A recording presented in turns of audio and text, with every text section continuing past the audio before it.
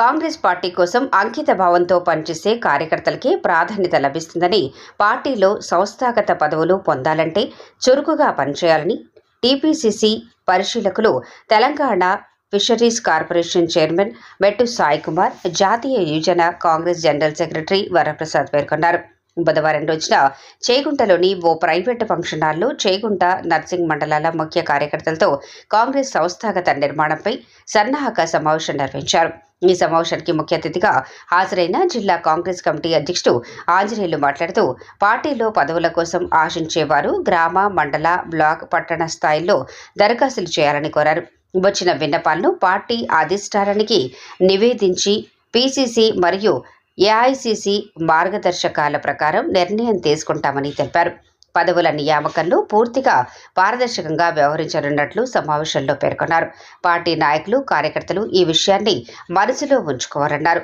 ఈ సమావేశంలో Dubbaka Congress party incharge చెరుకు శ్రీనివాసరెడ్డి, చేగుంట నర్సింగ్ కాంగ్రెస్ పార్టీ అధ్యక్షులు, యూత్ కాంగ్రెస్ నాయకులు, వివిధ సంఘాల ప్రతినిధులు, కార్యకర్తలు పాల్గొన్నారు.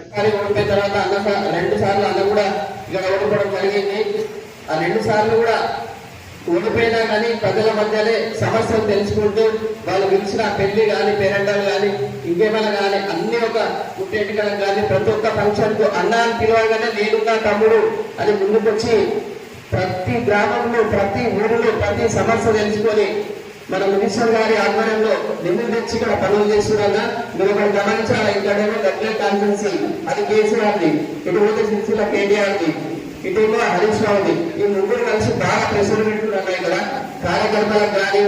మేము టీఆర్ఎస్ గవర్నమెంట్ ఉన్నప్పుడైతే బయట కాని పరిస్థితి మన కేసులైన ఇంతకుముందు మహామంది కూడా 20 కేసులైనా. దానికి శ్రవణ్ కుమార్ రెడ్డి మనతో ఫోన్ తెప్పించి మరి కేసులు పెట్టించాడు. అది కాంప్రమైజ్ కూడా చేయాలని జిల్లా పార్టీ అధ్యక్షులు కూడా చెప్పినాము. మరి అన్న చెప్పినట్టుగా మన గవర్నమెంట్ ఉన్నప్పుడు వాళ్ళకు నిధులు కూడా కరెక్ట్ కావాలి, ఒక్కొక్క కూడా వాళ్ళకు ఒక్క నీళ్ళు కూడా ఇవ్వలేదు. ఇంకొకటి ఏంటంటే ప్రతి కార్యకర్త కూడా క్షేత్రస్థాయిలో కష్టపడి పనిచేస్తే కాంగ్రెస్ పార్టీ గుర్తిస్తుంది. ఎందుకంటే నేను ప్రెసిడెంట్ చైర్మన్ అన్న సాయంలో చూసిన హైదరాబాద్ లో ఎన్నో కార్యక్రమాలు చేశాడు, ఉద్యమాలలో పాల్గొన్నాడు.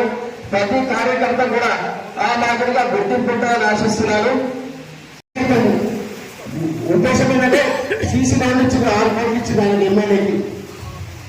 అప్పుడు ఆయన చేసిన కాంట్రాక్ట్ బీఆర్ఎస్, ఇప్పుడు ఆయన చేస్తే మనకు 10 ఏళ్ల నుంచి మన పార్టీ జెండా కోస కార్యకర్తలు మనం ఏ విధంగా వాళ్ళని ప్రోత్సహించాలి. వాళ్ళు అదే టీఆర్ఎస్ నాయకులు మళ్ళీ సీసీ ల్యాండ్ చేస్తుంది. 10 సంవత్సరాలు మన కార్యకర్తలు కూర్చొని వాళ్ళు సీసీ ల్యాండ్ చేస్తారని కూర్చున్నాడు. మళ్ళీ ఇప్పుడు కూడా అదే పరిస్థితి మనకుంటే మనం ఏ విధంగా పార్టీ పదవుతుందో నాకు. కాబట్టి రాష్ట్ర నాయకత్వానికి స్ట్రిక్ట్ గైడ్ లైన్స్. మన టీఆర్ఎస్ పార్టీ వాళ్ళు బీజేపీ శాసనసభ్యులు ఉన్నప్పుడు ఇంకేనే ఉన్నాయి, మనకు ప్రేమ వాళ్ళని చూపించడం నాకు అర్థమవుతుంది. కాబట్టి ఎందుకంటే ఇక శాసనసభ్యులు ప్రభుత్వాన్ని కూడా కొడతా అంటే మన పైసలు. కాబట్టి ఈ రాష్ట్ర నాయకత్వాన్ని ఈ ఇంపార్టెంట్ పాయింట్. ఎందుకంటే మనం అందరం బలంగా పనిచేయాలంటే మనకు ఒక బలం కావాలి. మనమే బలహీనపరుచుకుంటే మనం బలహీనపరుచుకుంటే మనం ఏదో చెప్పుకోవాల్సిన పరిస్థితి. అది దుబ్బాక నియోజకవర్గం, సిద్దిపేట నియోజకవర్గంలో ఉంది.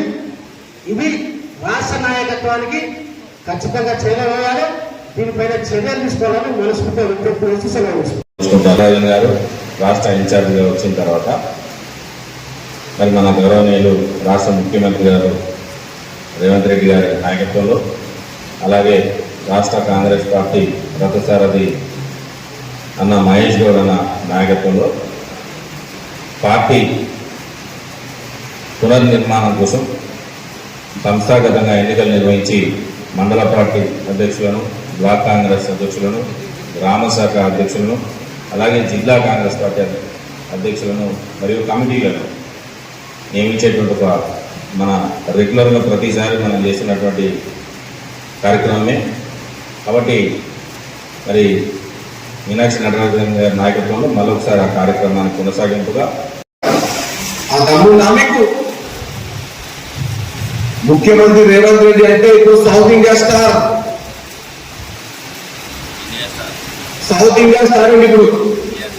ఇప్పుడు ఇండియా స్టార్ కాబోతున్నాడు.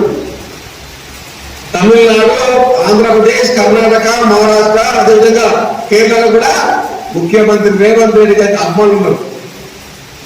మన తెలంగాణ అదృష్టం అది. తెలంగాణలో కాంగ్రెస్ పార్టీ నాయకుల అదృష్టం, ముఖ్యమంత్రి రేవంత్ రెడ్డి గారి సారథ్యంలో మనం పనిచేస్తున్నాం. కాబట్టి నేను చాలాసార్లు సీరియస్గా వచ్చాను. నేను ఎప్పుడు చూసినా తోగుంటా అంటాడు, చేగుంటా అంటాడు, దుబ్బాక అంటాడు, మన నార్సింగి అంటాడు, ఇంకేదో మన దౌలతాబాద్ అంటాడు. అంటే ప్రతిసారి దుబ్బాక పైన దాన్ని అంటే ఓడగొట్టినా తక్కువ ఓటు వచ్చినా కూడా ప్రతిసారి దుబ్బాకకు నేను ఏమేమి చేయాలి. ఎందుకంటే తండ్రితో వచ్చిన వారసులు కాదని, తండ్రితో వచ్చిన లక్షణం అది. తండ్రితో పాటు వచ్చిన లక్షణం ప్రతిసారి ప్రజలకు మంచి ఉద్దేశంతో. ఇప్పుడు సమావేశం చూస్తుంటే దుబ్బాక నియోజకవర్గ సమస్య లాగా ఉంది, ఏదో మన సమస్య లేదు. అంటే అంత ప్రతిష్టంగా ఉంది కాంగ్రెస్ పార్టీ. ఇక్కడ ఎందుకు కోరుకుంటున్నా, కొంతమంది చిల్లరగాళ్ళు వచ్చి చిల్లర మల్లరగా మాట్లాడేసి ఆ సమయానికే మీరు ఓటు తీసుకొని ఓటు తర్వాత మీరు పట్టించుకొని నాలుగుకుంటున్నారు.